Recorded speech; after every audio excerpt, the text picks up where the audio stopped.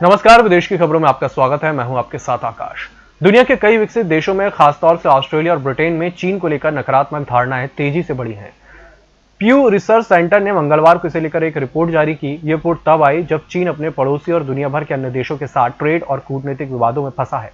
14 देशों में किए गए सर्वे से पता चला है कि ज्यादातर लोगों का चीन के प्रति नजरिया नकारात्मक है। इटली के स्वास्थ्य मंत्री रोबर्टो स्पैनरेजा ने मंगलवार को कहा कि देश में इमरजेंसी 31 जनवरी तक बढ़ाई जाएगी।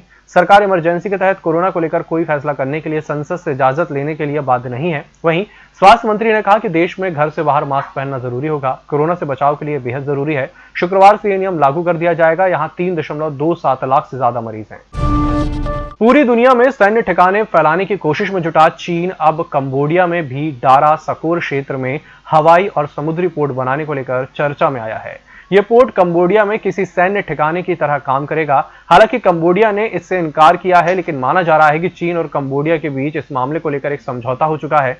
समझौते के तहत चीनी सेना कंबोडिया के समुद्री सैन्य ठिकाने का अगले 40 वर्ष तक इस्तेमाल कर सकेगी। इसी समझौते के तहत दारा सकोर की हवाई पट्टी को भी लीज पर देने की योजना है।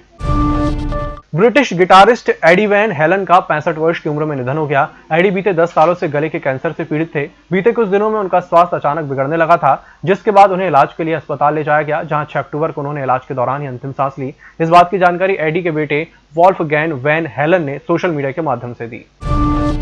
सोशल मीडिया कंपनियों ने एक बार फिर अमेरिकी राष्ट्रपति डोनाल्ड ट्रंप के खिलाफ भ्रामक सूचना फैलाने को लेकर एक्शन लिया है। दरअसल ट्रंप ने अपने सोशल मीडिया पर एक पोस्ट किया था, जिसमें लिखा था कि कोरोना वायरस फ्लू जैसा ही है। इस पर ट्विटर और फेसबुक ने एक्शन लेते हुए इसे गलत जानकारियां वाली पोस्ट में डाल दिया था। फेसबुक ने इसे हटा दिया है, लेकिन इससे पहले इस पोस्ट को 26,000 से ज्यादा बार शेयर किया जा चुका है। इस बुलेटिन में छोटे से ब्रेक का जल्द हाजिर होंगे। होटल गौरीशी भोपाल शहर के बीचों बीच स्थित ठहरने की सर्व सुविधा युक्त जगह है। Room available in affordable prices और facilities free wifi, AC, TV, parking, security, lift, full sanitised room, toiletry kit. Hotel Gaurishi, hall number 8, Chittor complex, MP Nagar, zone 1, Bhopal.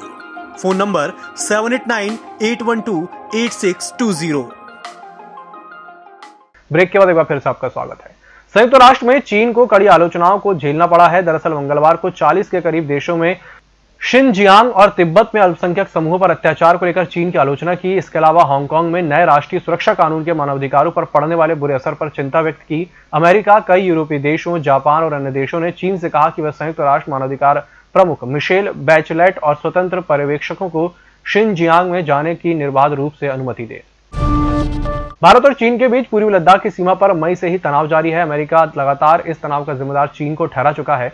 वहीं एक बार फिर अमेरिका ने इस तनाव के पीछे की वजह चीन को करार दिया है।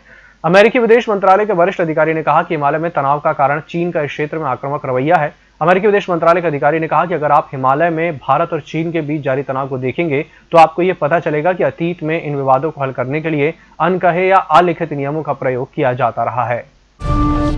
किर्गिस्तान में हुए संसदीय चुनाव नतीजों का विरोध जारी है। मंगलवार को प्रदर्शनकारियों में जबरदस्त आक्रोश देखा गया। उन्होंने तड़के देश की संसद पर धावा बोलते हुए सरकार और सुरक्षा मुख्यालयों में तोड़फोड़ की।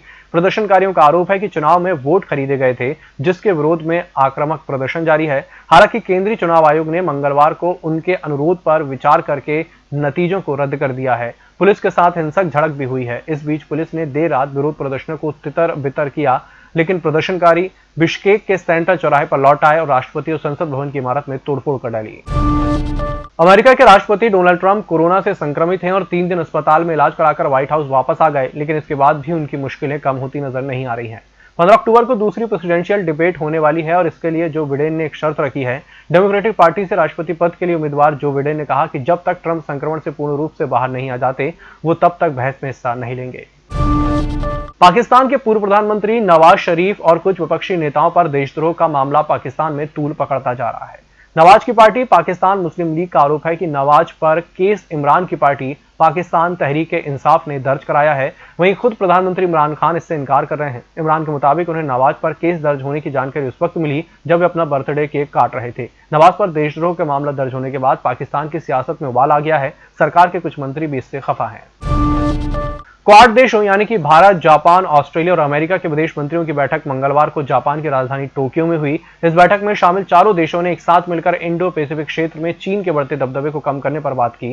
भारतीय विदेश मंत्री एस जयशंकर ने कहा कि हम एक वाइब्रेंट डेमोक्रेसी हैं जिसके अपने मूल्य हैं। हम इंटरनेशनल नियमों को मानने में यकीन रखते हैं, अंतर्राष्ट्रीय समुद्री क्षेत्र में जहाजों की बेरोकटोक आवाजाही के पक्ष में हैं। साथ ही हम अपनी सीमा और संप्रभुता का सम्मान भी करते हैं। हम किसी भी बात का शांति से समाधान चाहते हैं। इस बुलेटिन में फिलहाल इतना ही। नमस्कार।